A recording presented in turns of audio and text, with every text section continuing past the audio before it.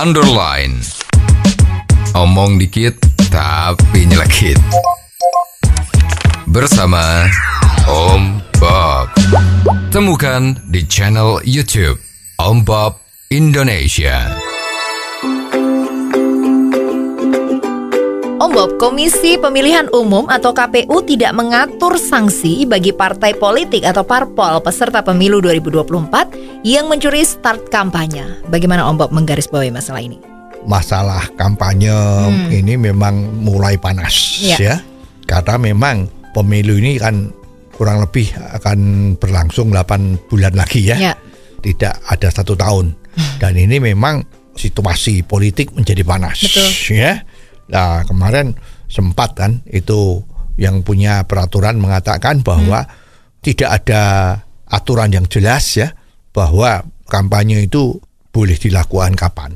Ya, memang itu tertera bahwa kampanye baru boleh dilakukan kalau sudah masuk masa kampanye. Nah, sekarang kampanye itu sendiri kan abu-abu. Ya, kemarin ada sebuah statement dari pejabat yang mengatakan bahwa sepanjang penempelan baliho atau peragaan macam-macam, sepanjang itu tidak mengajak pilihlah saya, maka itu bukan kampanye. Nah, gitu kan. Jadi sekarang orang jadi gimana? Artinya kampanye kalau hanya seperti itu, maka banyaklah sekarang ini yang calon-calon itu sudah mulai gerilya, ya, masang baliho. Ya, sempat baliho yang nempel itu yang mungkin tempatnya kurang bagus atau mengganggu, juga ada yang dicopot misalnya begitu ya kan. Jadi sebetulnya ini menjadi ribet ya karena peraturan itu sendiri. Kampanye hanya boleh dilakukan masa kampanye kalau nggak salah itu 3 bulan. Tetapi yang terjadi kan diam-diam nih kampanye kan sudah jalan. Kunjungan calon-calon itu kemana-kemana, terus itu diekspos sama media, diekspos sama timnya sosmed, ya itu kampanye atau bukan? Ya debatable.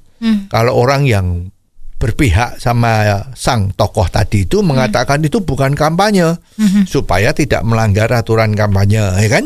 Tetapi yang tidak setuju dengan calon tadi itu mengatakan itu kampanye, berarti kampanye lebih awal daripada aturannya.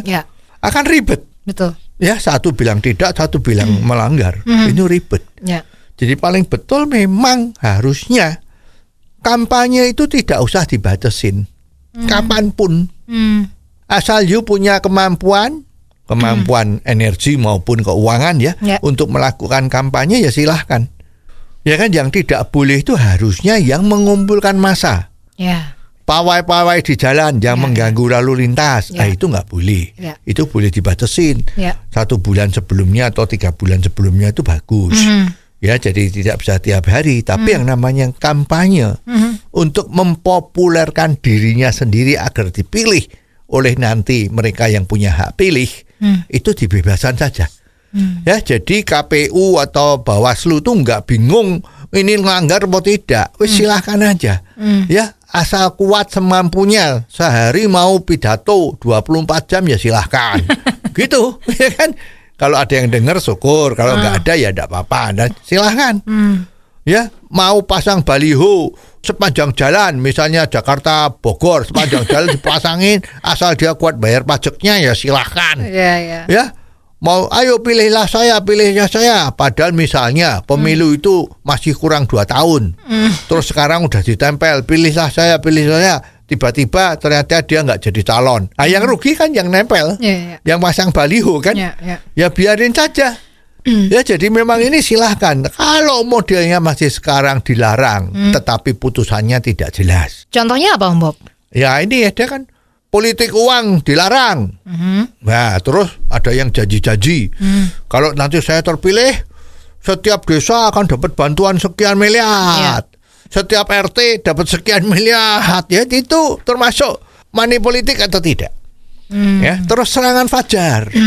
Menjelang coblosan pemilu, ada yang tim kampanye bagi-bagi ya merah-merah, biru-biru gitu. Itu dibagi-bagi semua. Money politik. Ini sanksinya apa? Ya cuman dilarang tapi nggak ada sanksinya.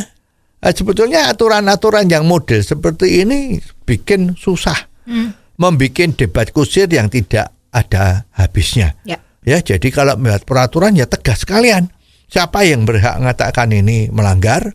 Kalau melanggar ini apa sanksinya?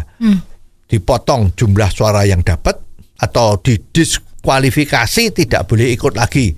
Ya seperti itu kan. Ada pertandingan tenis itu kan. Pemainnya nggak sengaja atau sengaja bola itu dikena sama orang yang mengambil bola, nah, dia langsung didiskualifikasi. Jelas.